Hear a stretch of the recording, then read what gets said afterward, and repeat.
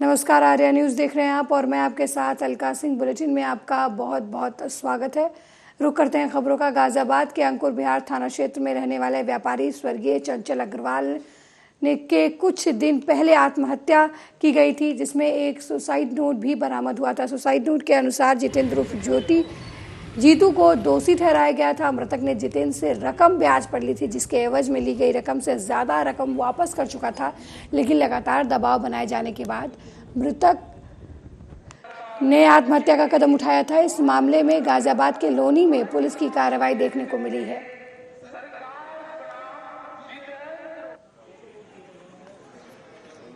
साहूकारी अधिनियम तथा विभिन्न प्रकार के अन्य मुकदमों में करीब आधा दर्जन मुकदमे इसके ऊपर दर्ज हैं।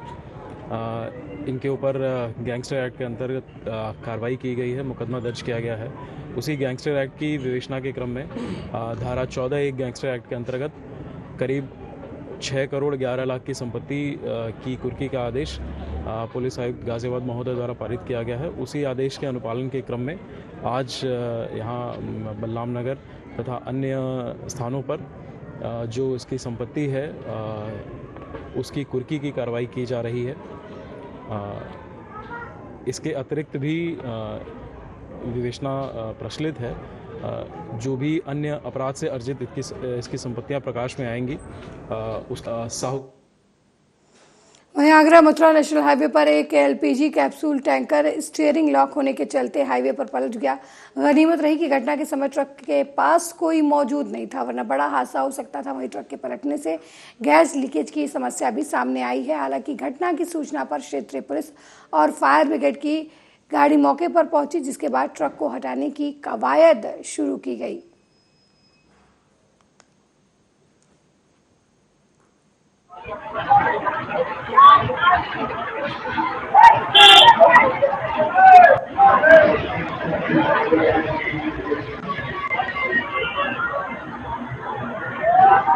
बताएगा फिर क्या है ये एलपीजी 20 टन का जो है एलपीजी वेसल्स जो है ऐसा कहते हैं टैंकर, ये उधर से आ रहा था। किसी वजह से ड्राइवर की या किसी वजह से गलती से गाड़ी पलट गई है।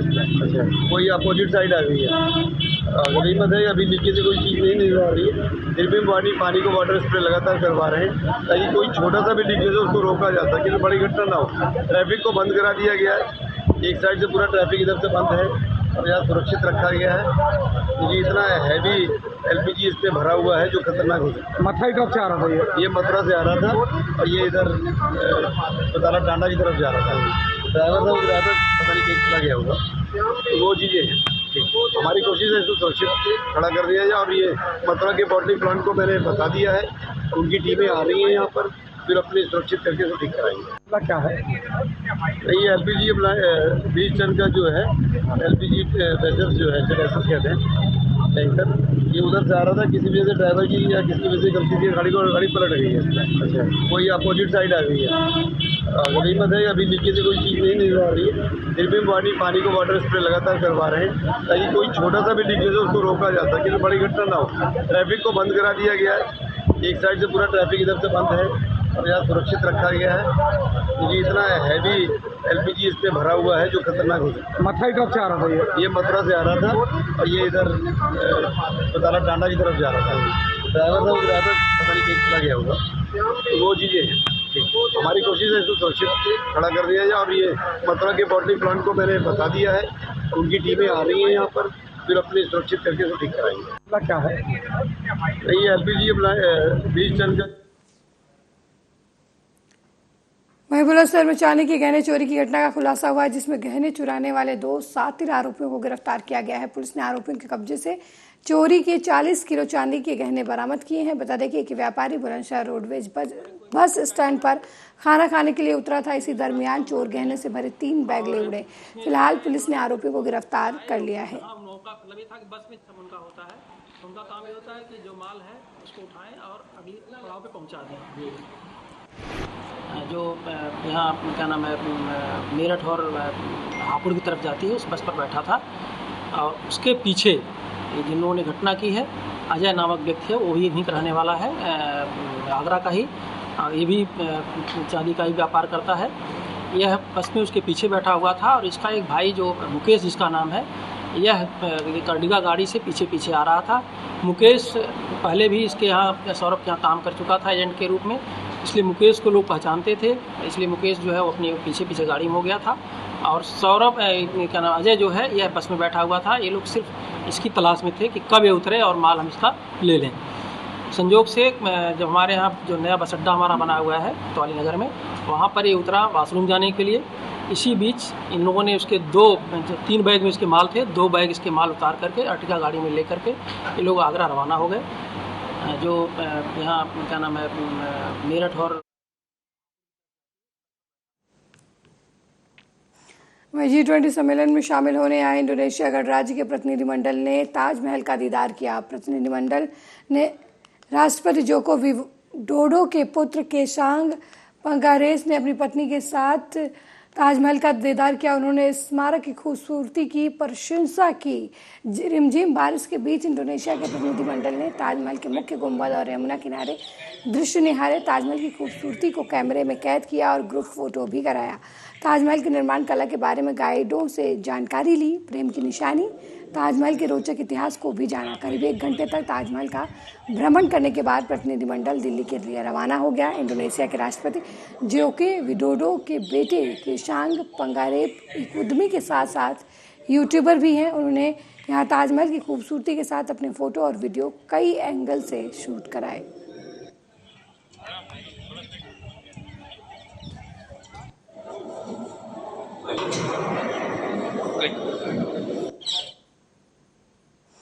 वहीं कलयुगी मां की खौफनाक हरकत का वीडियो वायरल हो रहा है। मां ने बच्चों को जमीन में दफना दिया, लेकिन खेत के पास गुजर रही गांव की महिला की नजर बच्ची पर पड़ी। रोने की आवाज सुनकर महिला पहुंची तो करीब बच्चा जिंदा नजर आया। महिला ने ग्रामीणों को उसकी सूचना दी। वहीं एम्बुलेंस के जरिए ग्रामीणों ने बच्चे को अस्पताल में भर्ती कराया। सूचना पर पहुंची पुलिस ने मामले की जांच पड़ताल शुरू कर दी है। कानपुर देहात के सीएमओ डॉक्टर AK सिंह ने कहा कि बच्चे के स्वास्थ्य की विशेष निगरानी होगी। ये पूरा मामला मूसानगर थाना क्षेत्र के पुरंदर गांव का बताया जा रहा है।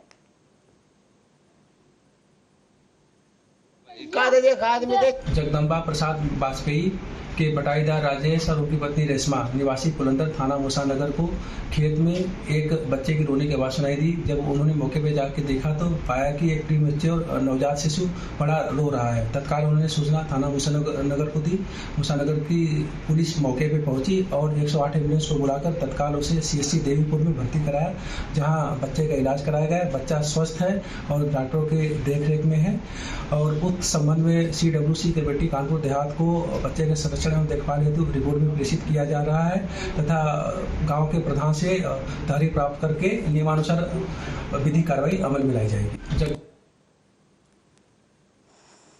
वहीं राज्य मंत्री नरेंद्र कश्यप अयोध्या पहुंचे। शहर के सर्किट हाउस में विभागीय अधिकारियों के साथ समीक्षा बैठक की। समीक्षा बैठक के बाद नरेंद्र कश्यप ने लोकसभा चुनाव को लेकर कहा कि 9 साल से अधिक नरेंद्र मोदी ने सत्ता में का संचालन किया है। 220 करोड़ निःशुल्क वैक्सीन देकर लोगों के जीवन की रक्षा की है।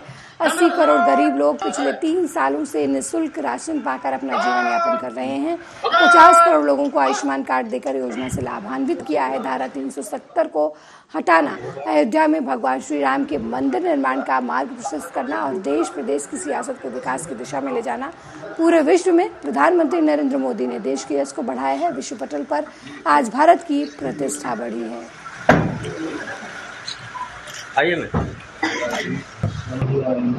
अयोध्या मंडल के सभी जिले और मंडलीय अधिकारियों के साथ दोनों विभाग, पिछड़ा वर्ग कल्याण और दिव्यांगजन सशक्तिकरण विभाग की समीक्षा बैठक की गई है।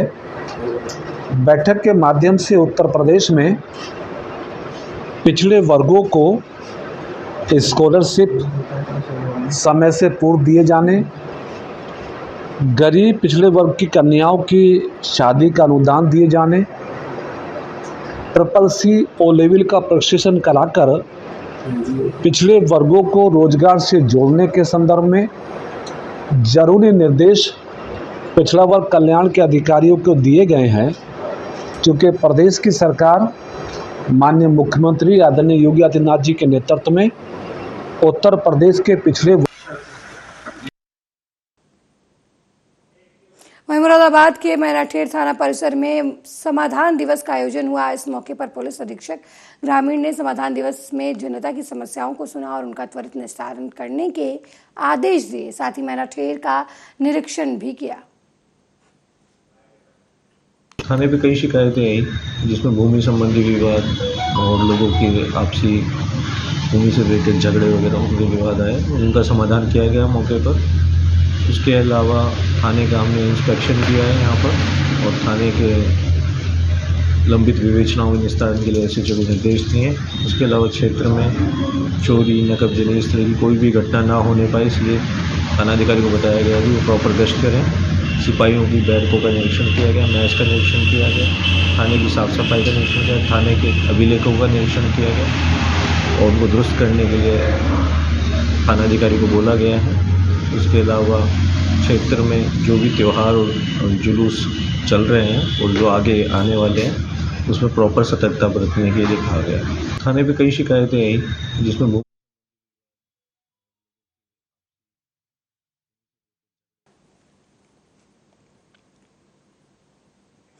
छत्रपति शिवाजी के सौर्य पर आयोजित लखनऊ में एक आयोजन किया गया है। आपको बता दें कि प्रस्तावित भव्य मंचन को लेकर रायबरेली में व्याख्यान का आयोजन भी इस दौरान किया गया।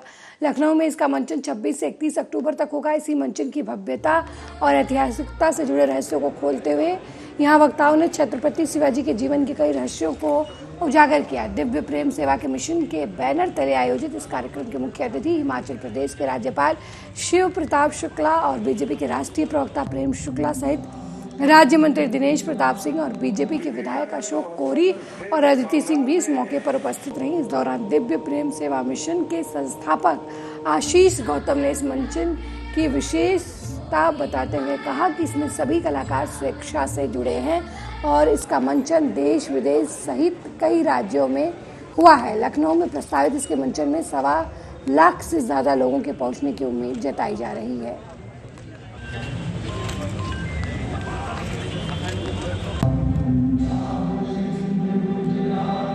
विवेकानंद वो संत थे जब बंगाल में शिवाजी ने कैसे समाज में विषमता को खत्म किया है। शिवाजी ने छोटा और बड़ा न मान करके समाज के दबे कुचले सभी लोगों को अपने सेना में सम्मिलित किया है। इस आधार पर यह नाटक है। निश्चित रूप से रायबरेली के लोग भी उसमें जाएंगे और जाकर के इस जड़ता राजा को देखें। शिवाजी ने कैसे समाज में विषमता को खत्म किया है। शिवाजी ने छोटा और बड़ा न मान करके समाज के दबे कुचले सभी लोगों को अपने सेना में सम्मिलित किया है। इस आधार पर यह नाटक है। निश्चित रूप से रायबरेली के लोग भी उसमें जाएंगे और जाकर के इस जड़ता राजा को देखें। शिवाजी ने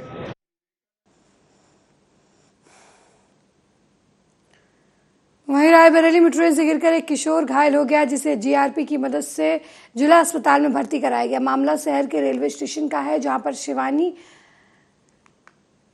तेजराउज मऊ थाना सलोन पद्मावत ट्रेन से लखनऊ आ रही थी। तभी ट्रेन से उतरते समय उनका पैर फिसल गया और वो नीचे गिर गई। ट्रेन के नीचे गिरने की वजह से किशोरी के नाक और कान से खून बहने लगा। आनंद फानन में उन्हें जीआरपी की मदद से इलाज के लिए जिला अस्पताल में भर्ती कराया गया। परिजनों को घटना की सूचना दे दी गई है। ये हमारे पास शिवानी नाम की युवती जिनकी उम्र तकरीबन 20 वर्ष बताई जा रही है, पुलिस द्वारा जीआरपी द्वारा ले आई गई। बताया जा रहा है रेलवे ट्रैक पे ये घायल अवस्था में थी, उनको भर्ती करके उनका इलाज चल रहा है। ये हमारे पास शिवानी नाम की युवती जिनकी उम्र तकरीबन 20 वर्ष बताई जा रही है, पुलिस द्वारा जीआरपी द्वारा ले आई गई। बताया जा रहा है रेलवे ट्रैक पे ये घायल अवस्था में थी, उनको भर्ती करके उनका इलाज चल रहा है। ये हमारे पास शिवानी नाम की युवती जिनकी उम्र तकरीबन 20 वर्ष बताई जा रही है, पुलिस द्वारा जीआरपी द्वारा ले आई गई। बताया जा रहा है रेलवे ट्रैक पे ये घायल अवस्था में थी, उनको भर्ती करके उनका इलाज चल रहा है।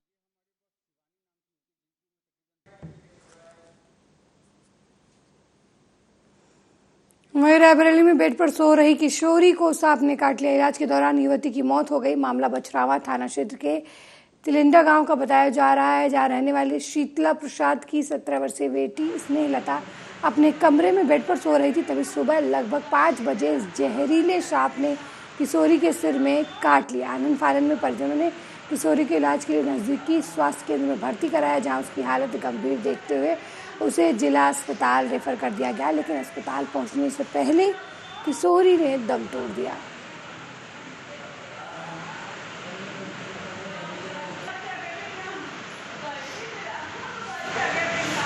ये एक स्नेहलता नाम की युवती जो हैं CSC बछरावा से रेफर होकर हमारे पास आई थी। स्थिति काफ़ी गंभीर बनी हुई थी, इलाज के दौरान उनकी मृत्यु हो गई है। ये एक स्नेहलता नाम की युवती जो हैं CSC बछरावा से रेफर होकर हमारे पास आई थी। स्थिति काफ़ी गंभीर बनी हुई थी, इलाज के दौरान उनकी मृत्यु हो गई है। ये एक स्नेहलता नाम की युवती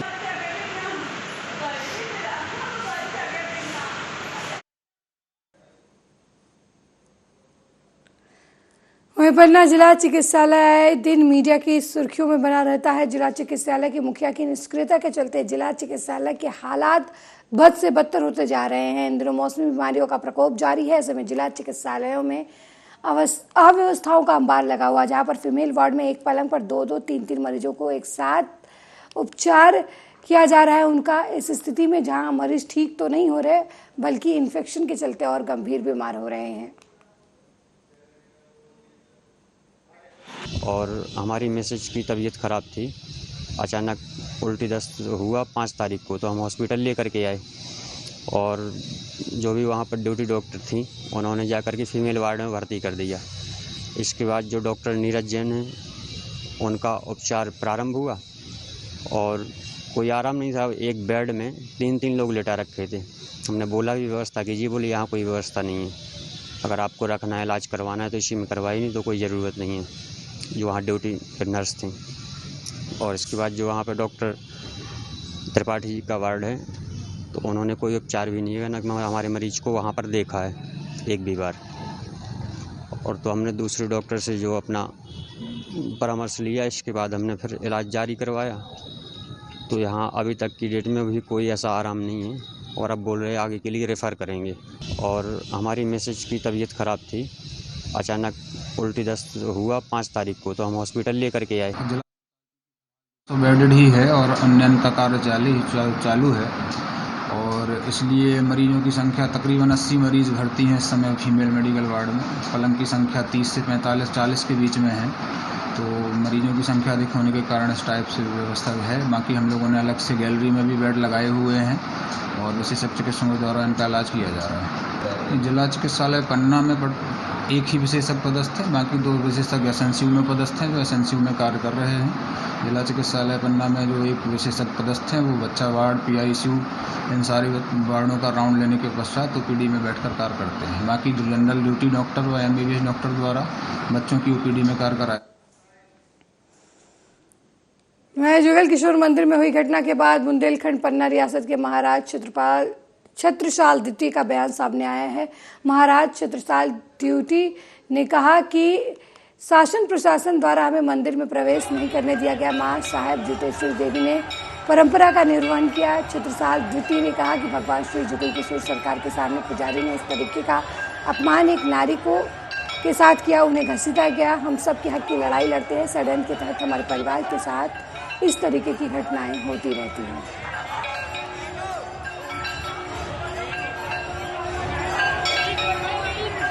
सब लोगों ने एक तरफा कहानी सुनी होगी या न्यूज़ देखा होगा। जैसे बयान में दिया गया कि राज परिवार का एक सदस्य आता है परंपरा पूरी निभाने, तो हमें वहीं 11:30 बजे रोक दिया गया था। पुलिस प्रशासन द्वारा हमें रोक दिया गया था मंदिर में प्रवेश करने से। उसका एक वीडियो भी है। उसके बाद जब उनने मना कर दिया था, उसके बाद हमारी मम्मी आई थी, माँ साहब आई थी, राजमाता साहब, फिर उनने फिर भी घुसने नहीं दिया। फिर जब घुसे हमारी माँ साहब यानी राजमाता साहब, तो उनने परंपरा निभाया। और हमारी माँ साहब राजमाता साहब ने कभी अटेंड नहीं किया है, कभी भी अटेंड नहीं किया है, तो उन्हें क्या पता कि गर्भगृह क्या है, ये सब क्या है। ये पूरा षड्यंत्र पहले ही रच चुके थे। अगर हमें रोका ही नहीं जाता तो ना ही ये सब चीजें होती, ना ही कुछ होता। एक बारी सोच के देखो, 2 दिन पहले, उसी के 2 दिन पहले की बात है, बलदाव जी के मंदिर में 2-2 चौड़ लहराई गई। परंपरा, किस परंपरा की बात कर रहे हो आप, जो आप तोड़ चुके हो? 2 चौर घुमाई गई थी और कृष्ण भगवान के सामने एक नारी हमारी राजमाता साहब को लोगों पुजारियों ने घसीटा। ये तो पूरा का पूरा अन्याय है। ये कोई नहीं देख रहा कि औरत को घसीटा गया है, वो भी कृष्ण भगवान के सामने। सब शिरोमणि अकाली दल के पूर्व काउंसलर गुरसेवक सिंह मान द्वारा लाखों करोड़ों की जायदाद के मालिक गरीब काउंसलर कुलविंदर कौर और अपनी पत्नी के साथ मिलकर गरीबों के फंड में गबन करने के दस्तावेज समेत गंभीर आरोप लगाए हैं। प्रेस कॉन्फ्रेंस के दौरान उनके साथ शिरोमणि अकाली दल के बठिंडा शहरी हल्का incharge Iqbal Singh Babli Dhillon, youth wing के जिला सहकारी प्रधान हरपाल सिंह ढिल्लो और पूर्व काउंसलर हरविंदर शर्मा भी मौजूद थे। इस दौरान गुरसेवक सिंह मान ने बताया कि पिछली कांग्रेस सरकार के समय गरीब लोगों को मकान की मरम्मत के लिए 10,000 से 50,000 रुपए तक की आर्थिक सहायता दी गई थी। उन्होंने बताया कि आर्थिक सहायता के नाम पर वार्ड नंबर 41 की कांग्रेसी काउंसलर कुलविंदर कौर ने अपने पति जगपाल सिंह गोरा सिद्धू के साथ मिलकर गरीबों के फंड के साथ खुलेआम गबन किया।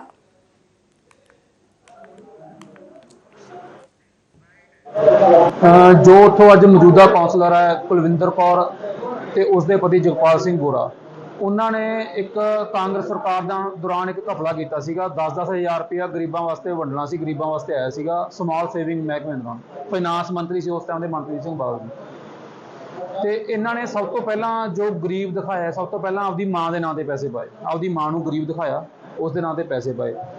ਉਦੋਂ ਬਹੁਤ ਅਖਬਾਰਾਂ ਦੇ ਵਿੱਚ ਖਬਰਾਂ ਵੀ ਲੱਗੀਆਂ ਸੀਗੀਆਂ, ਜਿਸ ਦੀ ਇੱਕ ਤੁਹਾਨੂੰ ਮੈਂ ਕਟਿੰਗ ਦਿਖਾਉਣਾ ਹੈ। ਤੇ ਉਸ ਦੇ ਵਿੱਚ ਜਦੋਂ ਜਗਪਾਲ ਸਿੰਘ ਗੋਰੇ ਦਾ ਵਰਜ਼ਨ ਲਿਆ ਗਿਆ ਵੀ ਤੂੰ ਆਪਦੀ ਮਾਂ ਨਾਂ ਤੇ ਪੈਸੇ ਪਾਏ, ਤਾਂ ਉਹ ਮੁੱਕਰ ਗਿਆ ਵੀ ਮੈਂ ਇਸ ਲੇਡੀ ਨੂੰ ਬਿਲਕੁਲ ਜਾਣਦਾ ਹੀ ਨਹੀਂ, ਮੈਨੂੰ ਨਹੀਂ ਪਤਾ ਇਹ ਲੇਡੀ ਕੌਣ ਹੈ। ਆਹ ਦੇਖੋ, ਆਹ ਇਹ ਨਿਊਜ਼ ਹੈ ਤੇ ਆਹ उसके नीचे जगपाल सिंह गोरे का वजन है जो हाईलाइट किया।